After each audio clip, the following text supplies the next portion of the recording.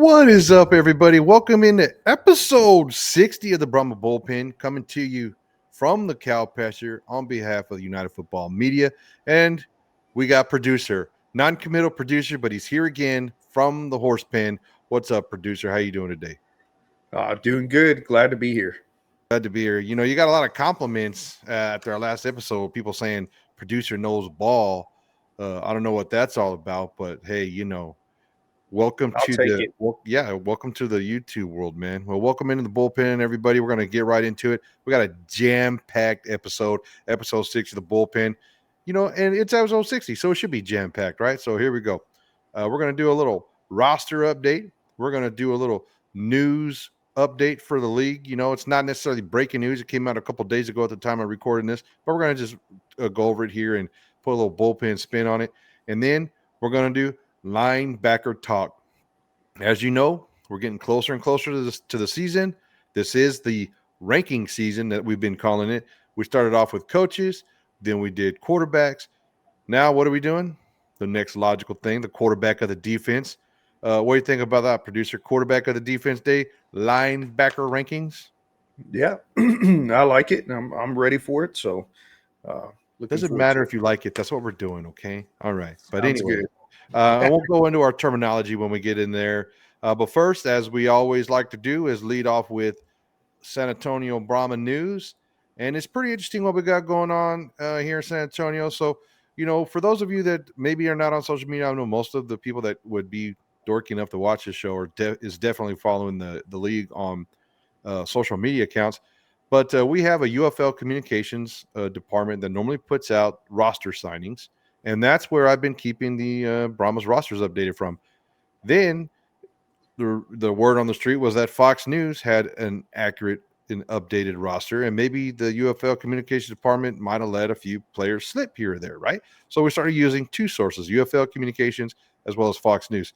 Well, if anybody follows social media, James Larson, guy is constantly posting UFL news. He's been doing it for the last few years. I don't know when or where he started. All I know is when I got into this game, this dude was already posting all kinds of news. And so we're using him as a credible source now, along with UFL Communications, Fox News, and James Larson. So I kind of did some roster updating. But first, breaking news. He put this out the other day. Jarrett Garantano, former Houston Roughnecks quarterback, has signed with the Brahmas. So now we have three quarterbacks on a roster. Kellen Mond, our projected starter. Hogan, who is a returning quarterback from last year, started one game, I believe, due to injury to everybody else. And then we got Garantano, who played there in Houston. And of course, everybody makes fun of me because I say names wrong and blah, blah, blah. So they give me one of the quarterbacks with the hardest name to pronounce. But producer, what do you think about Jarrett coming to the Brahmas? I'm glad to see that we've added some depth at the quarterback position. I mean, that's only going to benefit us, especially somebody that had the capability of starting last year. So glad to see him join, and it helps us out. So good thing. He was not the starter last year. I believe he played when someone else was hurt. And I really do think he's just there just in case. Houston used him as like a running option. He never was the primary go-to quarterback. He would come in situational scenarios, and they would use him on a case-by-case basis. I don't even think he's going to get that kind of action here in San Antonio. I believe he's just there because we have an extra roster spot.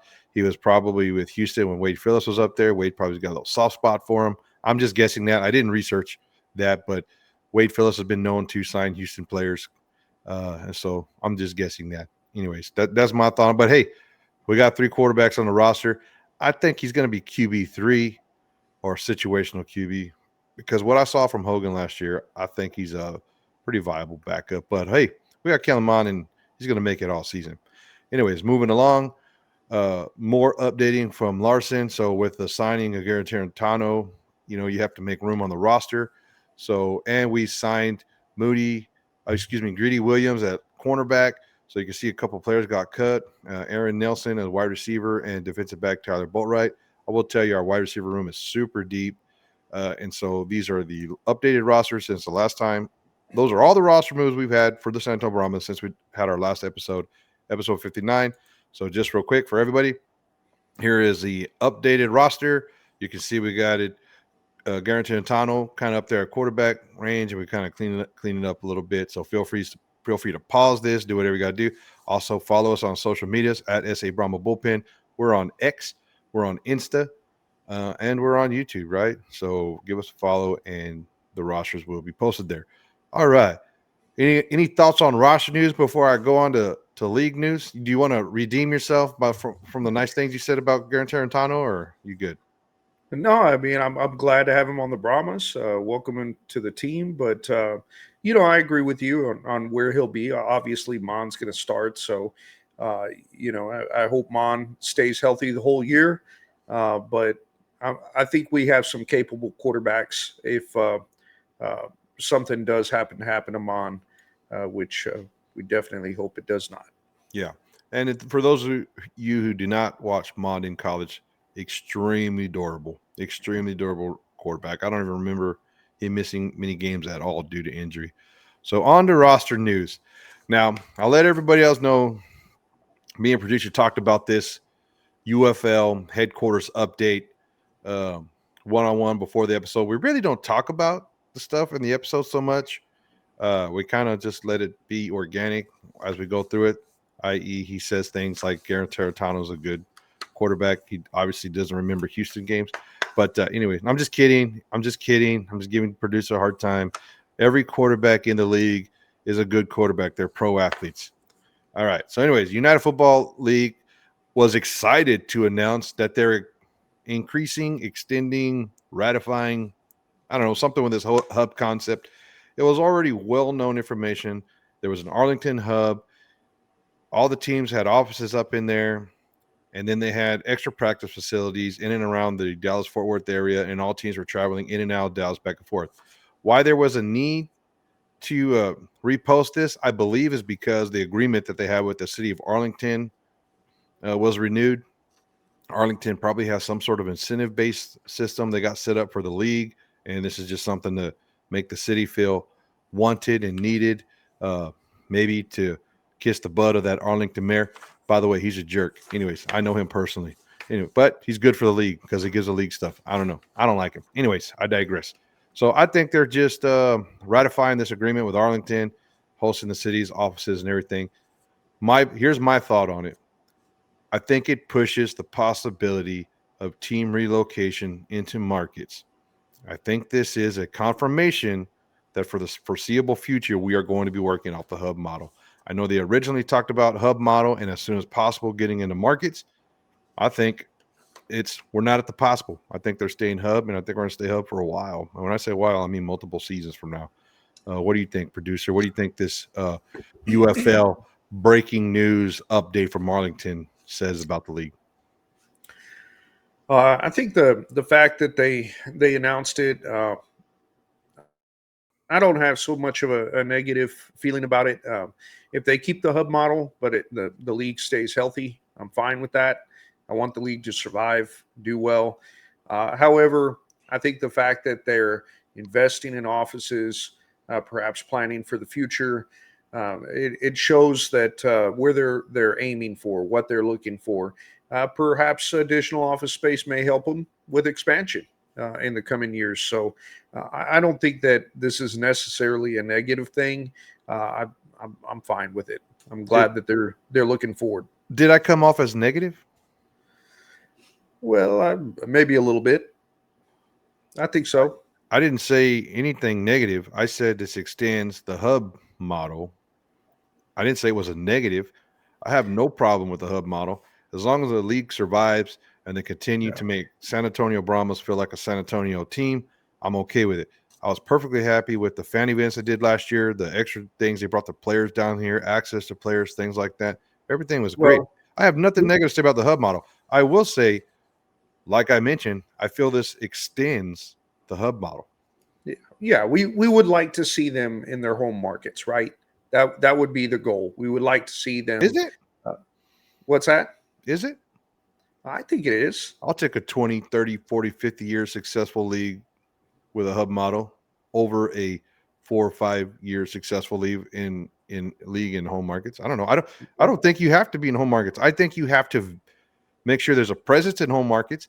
I think there should be media staff, social media, events coordinators, ticket folks, all those things that you need in the markets. And then I think the players can come down on Friday, play a big game on Saturday, have a fan event on Sunday, and go back home the rest of the week. I think the league could operate that for all of eternity, just like that. I think the problem is going to be is, do we want individual team owners versus one single big investment capital firm owner, and how that looks? I think that's kind of what we're getting into in this, but we don't want to spend all day on news. But I wasn't trying to be negative. I wasn't trying to be the health of the league. We both agree with that. I wasn't trying to be negative, producer. I was just trying to be insightful and provocative in my thinking process. Anyway, let's move on to linebackers before me and producer get into a fight live on air. All right, linebacker talk. So what we did was we went and looked at every roster according to the sources I cited earlier for rosters, looked at the linebackers on those rosters, looked at the ones that we know have been signed, take the ones that were not signed, look at the new ones that were brought onto the team, and just look at the linebackers available to the team, and then specifically try to focus on those that are returning starters with significant amount of snaps, either starters or in the rotation, and try to come up with what we think are the best two linebackers for each team. So if you see a linebacker that is not in our list, please comment below. Tell us where we missed it. But these are the linebackers with the most stats that I feel like are going to be the most secure in their starting positions. You know, some teams run 4-2-5, some teams run 4-3, some run 4-4, some are nickel all the time with two linebackers. You know, so basically what I did is I looked at two true linebackers. I didn't look at edge rushers, didn't look at those hybrid jack joker linebacker type. You know, here in San Antonio Brahmas, we got Delonte Scott, plays like that hybrid, role in a linebacker. We looked at true linebackers, basically the guys that don't ever put their hand in the dirt and have to play coverage as well as stop the run, and the quarterback of the defense, so to speak, the middle linebackers. So middle linebackers, left outside linebacker, things like that. So we just looked at two linebackers. You good with that, producer? All that makes sense? Absolutely. Put a lot of work into these linebacker stats, didn't you, buddy?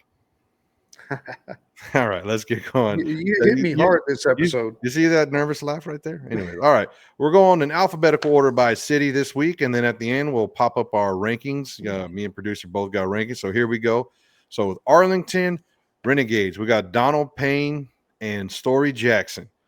Donald Payne is a great linebacker, played 458 snaps for Arlington last year. You can see the grades we got there. We got total snaps, RDF. These are all PFF stats, by the way. Everything's listed PFF. I don't count every snap. I go off of a PFF website. Shout out to PFF for carrying the UFL stats. But anyways, he played 458 snaps. 169 of those were on run defense. 32 were on pass rushing. And 257 were on coverage snaps. Now, what I will tell you is that's based upon that person's assignment. So then you got the grades underneath there, 77.7 on run D. You got 74.3 on pass rush. And then you got 46.7 on coverage. If you look at the pass rush snaps, there's only 32. Got a high PFF score. That means when he did rush, he was effective. Coverage snaps, 257 coverage snaps. So he's out there covering tight ends and running backs, obviously, on a regular basis. A little bit lower grade. And then you got Story Jackson over here, same stats, 137 snaps total, a lot less snaps, not very many returning linebackers on the Arlington staff. I looked at the ones that were there. I think Story Jackson is going to get a fair amount of playing time, only having 137 snaps last year, but a little bit lower scores, 67 snaps on coverage. I guess, if you look at the pass rush snaps for both linebackers in this chart here for the Renegades, they score pretty high. So what do you think about these two fellers there, producer? Well, we see their overall grade pretty low, 57, both of them. A lot of that is due to one of the areas that they seem to struggle the most was in their coverage, their pass coverage. And so we know that with Arlington, their offense was not their problem. It was the defense. And so we kind of get an idea why they struggled so much. This was one of those areas of concerns. So if I were Arlington, I might be concerned going into the season. But there's definitely talent here, but there's still a lot lacking. Yeah, some of the analytics that go into these PFF scores. So Story Jackson, you can see that he was in on 59 run defense stops. But think about this. On those 59 snaps as a run defender, he made 6 stops. That's pretty good that he was solely responsible for stopping that run. If you look at Donald Payne at 169 snaps at run defense, he made 13 stops. So you can see the numbers there and how they kind of work out. Um, Another thing that's kind of interesting, PFF tracks the depth of tackle. So these were some of the worst out of all these linebackers we're going to look at. Their average tackle for Story Jackson was 3.5 yards past the line of scrimmage. Donald Payne, 4.4 yards past the line of scrimmage. So I think they're making contact later, and it probably has something to do with the D line they're playing behind, because that's kind of what linebackers have to do, is fill in for the D line. But those are the stats for Arlington. And to prevent this episode from lasting 2 days, let's move on to Birmingham. All right, Birmingham. You can see a vast improvement of overall scores here. 521 snaps for Tizano. I think it's Tizano with an I. But 521 snaps, 310 in coverage. Look at that coverage grade, 76.6. That's pretty impressive. And then on the other side, you got Gates, 345 snaps. Look at that run defense grade, 78.6 and 114. And this, I'll tell you one thing on these two guys right here before you take your turn. Depth of tackle, out of all the 16 linebackers that we're going to look at today, these 8 teams, these guys were number 1 and number 3 for average depth of tackle, meaning they made contact sooner. Tizeno was 1.8 yards, literally less than 2 yards beyond the line of scrimmage, and DeMarcus Gates 2.5 yards past the line of scrimmage. So these guys are tackling machines. And Tizeno had the highest run stop percentage out of all these running backs at 13.1%. They also have the highest missed tackle rating out of all these guys, to go on with the stats you guys see there. But definitely 2 stud linebackers for one of the best defenses in the league, the number 2 ranked defense in the league. What do you think, producer? These guys put forth a amazing effort playing for Skip Holtz. We know what that defense is capable of. We saw it with the Brahmas. We saw it in the championship game, how effective they were. And so, they're not, as far as their grades go, they're not particularly, at least the ones we have listed on the screen, they're not the highest in every area, but they're really good in every area. Nice. And so they're all around good linebacker core. And so look for them to really be effective this year as well. That's a great point, producer. Great point. Thanks for popping that out for us. Moving on to Houston. We are going in alphabetical order by city right now. So Houston is number 3. So Houston, you got Marvin Moody at a 59.3, and you got JT Tyler at a 44.5. So, these guys, did I miss a graphic here? Look at that, producer. I missed a whole graphic. Sorry about that, folks. While producer is going to talk about Houston a little bit, I got to get to DC. I was like, man, I feel like I'm missing a team. I missed a whole graphic in here. But anyways, you can look at JT Tyler with 459 snaps and Moody with 205. Houston just does not have a lot of returning studs. They don't have a lot of incoming studs. They definitely have one of the worst defensive in the league, probably some of the lower scored guys. These guys, out of all the duos that we looked at, missed the most tackles out of everybody listed here, and they really don't have a big stat that stands out in front of stands out of everything else. So as producers talking, you guys watch out, because there's going to be some graphics moving around, and we'll catch up with DC. But go ahead, producer.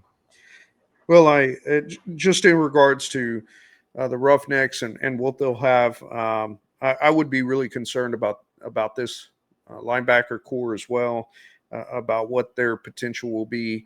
Hopefully, if you're a Houston fan, you see these guys make some vast improvements, but low grades, struggles all around. Of course, Houston struggled on the offensive side, defensive side. Maybe the area that they did best in is their punting. But uh, I would be really concerned. Their pass coverage very low. Moody being at 42, and so unless they find a way to really retool that defense, they're going to continue to struggle on defense massively. Yeah, they're going to definitely need some help. So let's go on to DC and let me get this graphic pulled up. All right, catastrophe averted. Here is the DC uh, graphic. You got Anthony Hines a third, Aggie great Anthony Hines a third. Kind of struggled last year. That whole defense up there in DC didn't do well. 483 snaps with a PFF overall score of 31.6. You can see not really doing great in any of the snaps. Definitely got some work to do up there. But for what Anthony Hines kind of struggles on, Momo Sanago makes up for it. A 79.7, basically an 80 rating there, 236 snaps, 82 in the run defensive grade, pass rush grade of 77.3, and a coverage grade of 67.4. Not too shabby for the DC crew up in there. Producer, what do you think about this DC crew? They're they've got one player that excels in a lot of these areas and one player that struggles. Hines, he's going to be a target. I think offenses are going to try to exploit that if they can and go after him. Particularly his run defense is just, according to that grade, horrible. Yeah. And so, and he's not excelling in any of those other areas as well. So, thank goodness that they're going to have somebody that's a little bit more talented next to him. But I would be really concerned about Hines as a DC fan, any DC fan out there. Hopefully, they can strengthen that position. Yeah, and there might be one of the young guys might come in and wind up being the starter. All I'm saying is these right now are the two most experienced linebackers that have the greatest chance of being a starter because they know the system and they played last year. Every one of these guys that we're listing, except for the Memphis team, which we'll get into here in a minute, all played in the league last year, a significant number of stats. So we'll rank them all later and we'll see how it plays in. Where you got one linebacker that kind of carries the duo back there, and one that hopefully will be able to take the next step and improve this year, or who knows, maybe a young guy will take over. But with that, we're going to go ahead and jump into Memphis. Now you say you're like Bullpen. How come these players aren't wearing no Memphis swag? Let me tell you something. Memphis has three linebackers. All of them haven't played a snap in the UFL. They have been drafted by NFL teams. They haven't played snaps in the NFL. So what I had to do here to pull up some snaps, just so we can kind of talk about these players, is I had to go back to their senior year of college. So the stats for Zeke are for 2022. That was his senior year, and the stats for Rigby there are from 2023 NCAA snap. So his senior year. So I didn't cherry pick a year from here or there to which one was his best or which one was their worst. But understand, Memphis is going in here with three linebackers. I believe these are the best two. And in case you guys really don't like these picks, I didn't make them. I reached out to my boys over there on the captain's log and said, hey, y'all are the Memphis experts of these three linebackers. Which two are going to start? And these are the names I was given. So I did my research. I bust up the snaps. I will tell you that I would expect to see a lot of 5-2 over there. So 5-2-4, 5D linemen, two linebackers, four secondary guys. But that's just what I'm being told in the United Football Media chat room. What do you think about these two young guys there, producer? Until these guys get some experience with that level of talent, it's hard to get a good grade on them and know what they're going to do. You've got, oh man, I'm about as bad at pronouncing names as you are. Zeke, I guess. Van He's got Bra. yeah, I'm not even going to attempt it. Huh? He's got that overall grade of 90, and he really excels. He excelled in his NCAA career there. He excelled at the pass rush. So we'll see what they bring and if he can maintain that high level of play. But not bad. But can they keep it up? What can they produce at a higher level? We'll see. Yeah, he only had 111 coverage snaps. So in college, he was probably playing more of a hybrid Joker DN. So he's going to Yeah. have a lot of adjustments to make if he's going to be playing that true linebacker stance. I mean, he did have a high score of 82.4 in those 111 snaps there playing coverage, but you can see 317 run defense, 208 pass rush, by far one of the higher pass rush stats we're looking at today. So he had his hand down in the dirt. So we'll see what happens when he gets to the pro. What do you think about Yavandi Rigby over there? Well, there my concern would be his run defense. He struggled with that in college, and Memphis, with that team being just a complete unknown, will they put together a decent run defense? I think that they're not going to be able to do it in all facets of the game. They're likely to struggle in something, but that run defense may be one of those areas that they really start struggling. Yeah, for sure. And you can see the schools. Not that I'm saying that they didn't play against talented players, but Illinois State and Temple, not exactly the powerhouse P5 leagues in football. So we'll see Yeah. what they do in the UFL. But hey, if they can produce the same type of numbers, both of them for Memphis, this same quality, you might have yourself a couple good linebackers there. So. All right, moving on from Memphis, let's jump into Michigan Panthers. Now, I'm going to be honest here. One of these linebackers, and I'll just tell you, is Frank Ginda. Is one of those guys that I like to watch. He's a hard-nosed, true linebacker. I mean, just look at that picture there, dude. He's pissed. He's ready to hit somebody. Anyways, but Daka's ain't no slouch either. So 329 snaps for Ginda last year. He did get hurt, missed a few games, but when he was in there, he was very effective. Might need a little help in the pass rush, but when you only take 33 snaps and you're only you're only blitzing, a few times, they have old Speaks on the D line up there in Michigan, which they just re-signed this week. So they don't need Ginda to do any pass rushing. So, and then over there with Dawkins, 330 snaps, pretty much same thing. Spent a lot of time in coverage, 180 snaps in coverage, 115 in run defense. What do you think about this duo right here there in Michigan? I think they've proved themselves capable. They're all around decent players. And so if they can continue to grow in their role, excuse me, I think that the Panthers are going to be good. I think they'll be a decent team and be very competitive. Don't have anything real negative to say about them, but I don't think they'll be the best core in the league, but definitely middle of the road. They're not going to be the worst either. Yeah, I will tell you, missed tackle stats, these two guys combined. So you're talking 211 run stop opportunities, right? 211 run stop opportunities between these two guys, one missed tackle each. I mean, that's saying something, man. That ain't a stat to poke no fun over. So, two missed tackles there, but these guys are definitely top of the line linebackers. And Frank Ginda, as he stays healthy, dude, he'll definitely be one of the best linebackers in the league. Running backs beware. But moving on down to San Antonio. All right, San Antonio. I posted a few times best linebacker duo in the league. Obviously, that's a little bit of a homer take, but I will tell you, okay, right off the bat, you got a 77. That PFF grade of 55.2 for Jordan Williams, I have no idea how that's possible.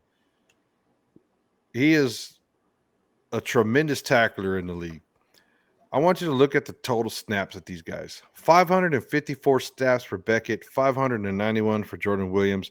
These guys have the most snaps each. They're 1 and 2 in total snaps last year for all of these players that we're looking at. They're both signed. They're both coming back. Look at the coverage snaps for Beckett. 307 times this guy went into coverage on somebody with an 82.9 grade. That is impeccable. You look over there, Jordan Williams, 338 cover snaps, still a very respectable 64.4. These guys, in my opinion, are the anchors of our defense. We got a great secondary, we got a great D line, but these guys are out there calling the plays and they're flying around. Look, 554 and 591 snaps. It's unbelievable. And the last stat I'm going to go in here, if you wanted to do missed tackles report, Devontae Beckett out of 202. Okay, 202. The next team closest to that would be like the 160, 170 range run stop opportunities. 202. There's a guy that we'll talk about in St. Louis that had 202 also, but 202 potential stops for Beckett, 0 missed tackles. 202 times the dude went in a run stop play, and he never missed a tackle last year. Jordan Williams, 207 times when he was in that position, in that run stop position, only 2 missed tackles. These guys are tied for first. 2 missed tackles between the two of them, both of the Jordan Williams side. What do you think about our San Antonio linebacker duo? Well, you talked about their number of snaps, how much they played. So you're looking at the durability, you're looking at reliability, how much Wade Phillips and that coaching staff, how much they lean on these guys and trust them, and how effective they are. So the numbers there. Obviously they point out that this is by the numbers, this is a good group. They're a very good group. But now another year under Wade Phillips and that defense, look at them, look for them to be perhaps even better. So another year that our defense is going to be really strong and maybe even lead the league. Yeah, the sideline to sideline speed between these two is unmatched by any of the other duos. The other duos have maybe a bigger guy and a faster guy.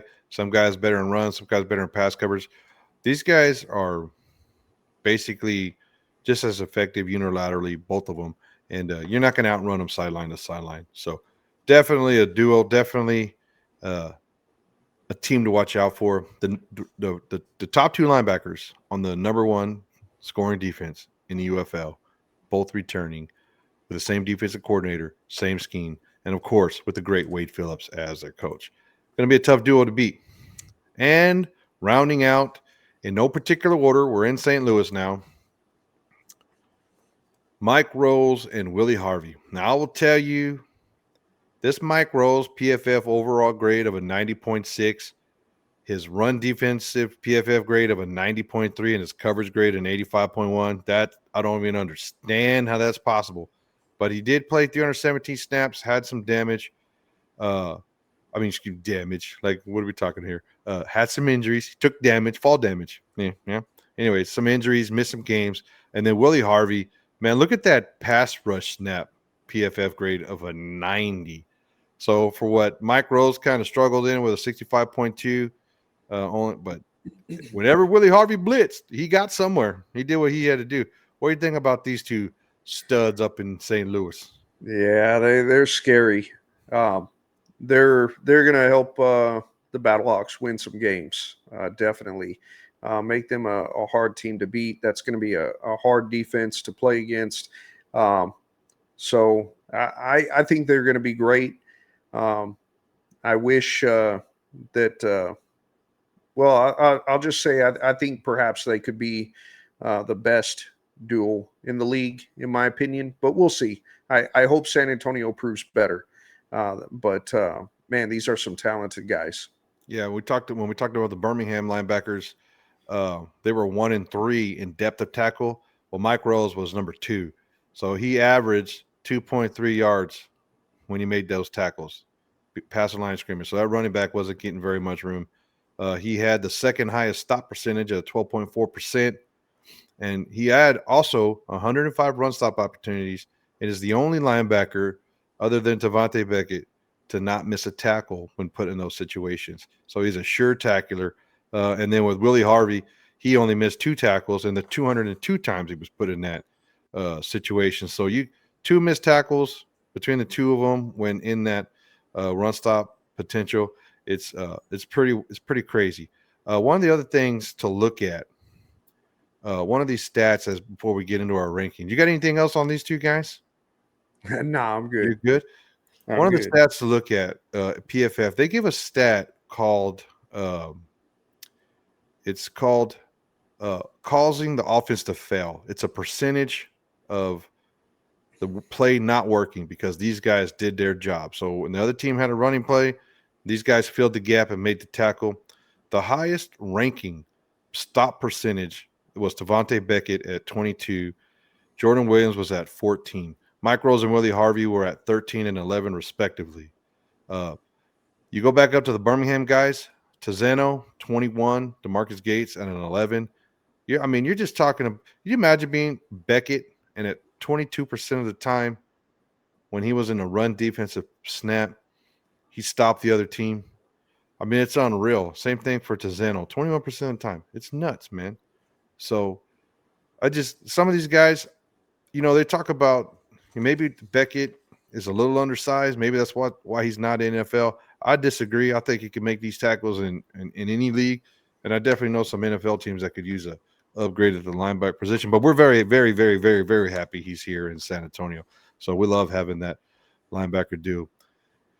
And with that, are you ready to pop up the ranking graphic, sir? Let's get to it. All right, ranking graphic. Bam. So there they are. So we're going to go through these one by one.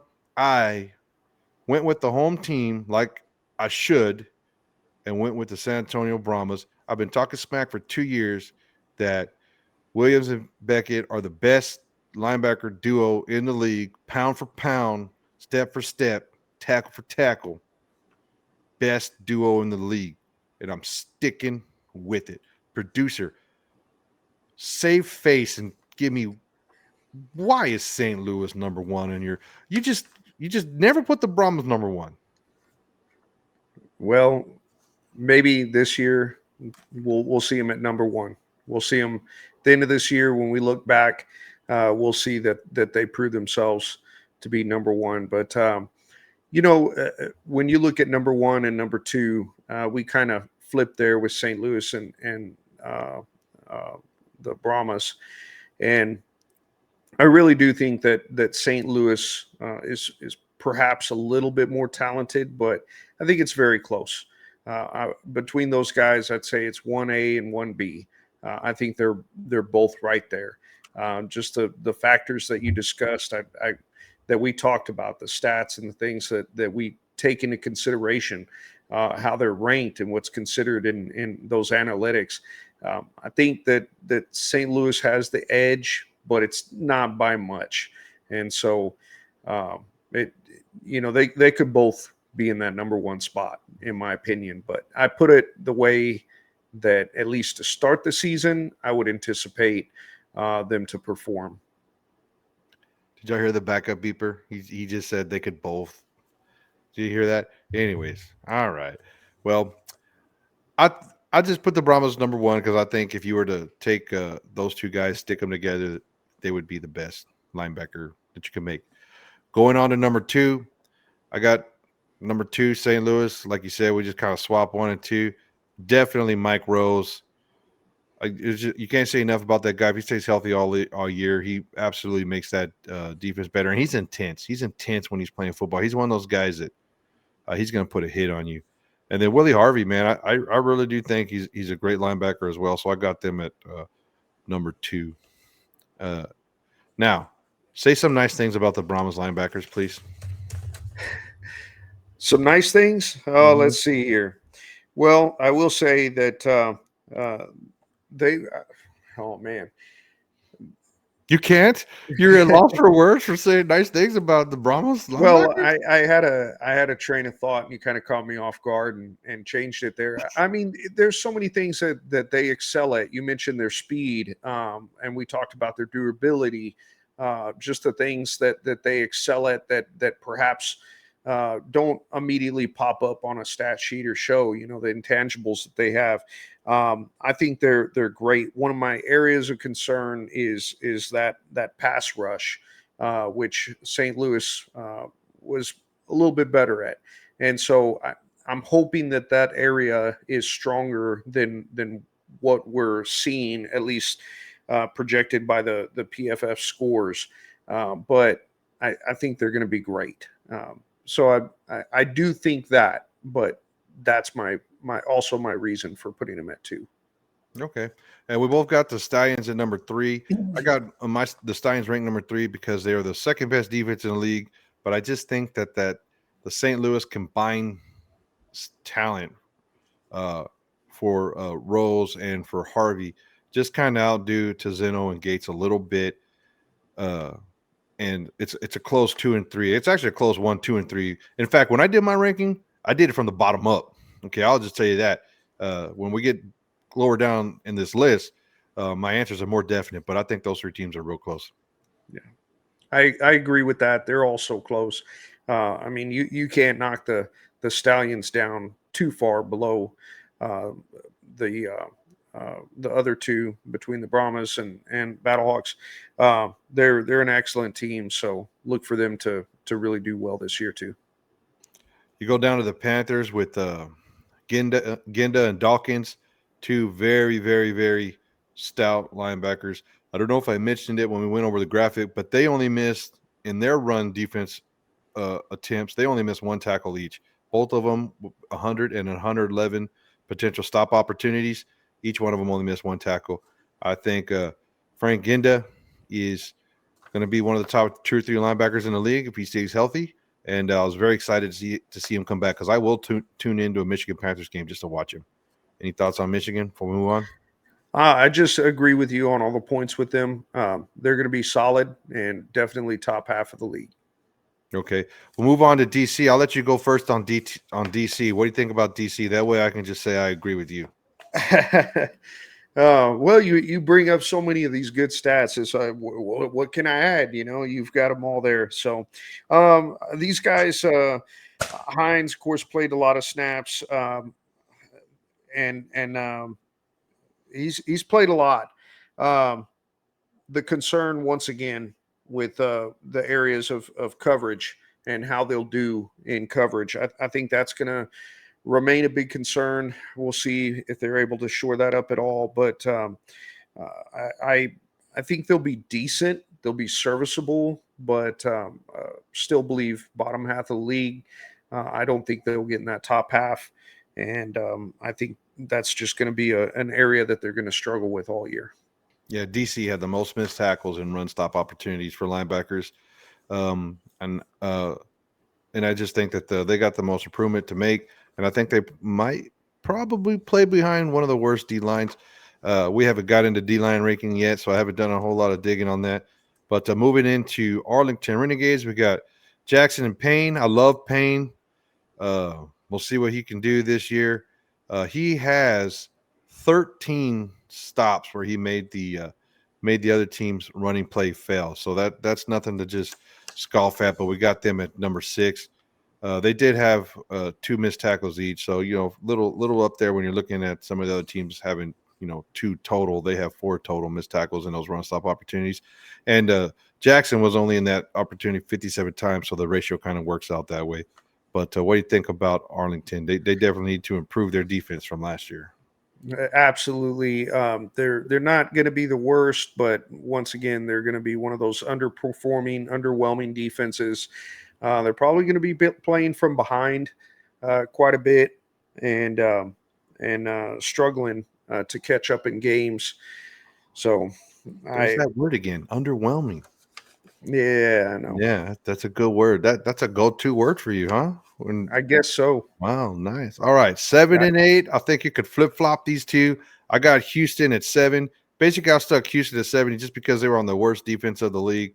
And if you look at the stats that we talked about earlier, they really don't know. Are they run stop guys? Are they pass coverage guys? What are they going to do? Definitely one of the worst defenses in the league, I believe.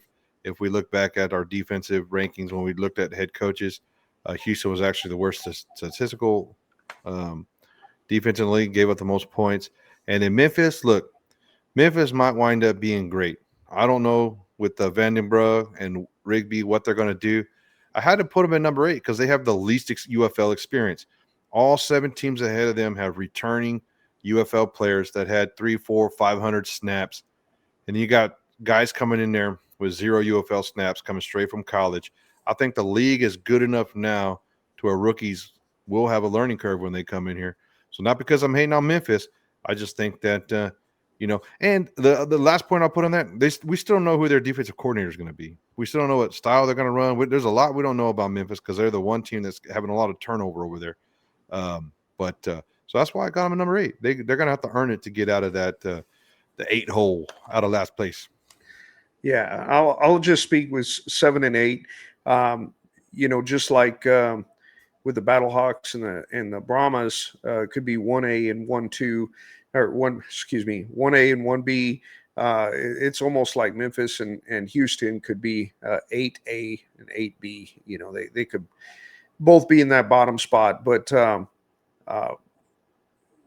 Memphis, I think, has better potential. But Houston, unfortunately, I just can't think. I'm going to struggle to find anything positive to say about Houston this year. So I'm just looking at them to probably lead the league in all the worst ways. So not great stats for them this year. Yeah, man. Houston took a big hint with some of their former starting linebackers not re-signing. What was that linebacker's name? Reuben Foster out of Alabama, not coming back. I'm assuming he's retired. He got let go from Houston. I believe he signed with Birmingham and got let go from Birmingham. So Reuben Foster was definitely a stud linebacker there for Houston, but I don't think he's coming back. So a little bit of a void there. With that being said, we're gonna get to the close of episode 60. Producer, you got anything else to add on linebackers? Go Brahmas. Oh, look at him go! All right, Well, everybody. let's win all 10 regular season games. Have our linebackers be a big reason we do it, and lead the league. Have the best defense, and we'll end the season at number 1. No better way to end it. But let's do it like we always do with a nice horns forward. Let's go Brahmas, baby.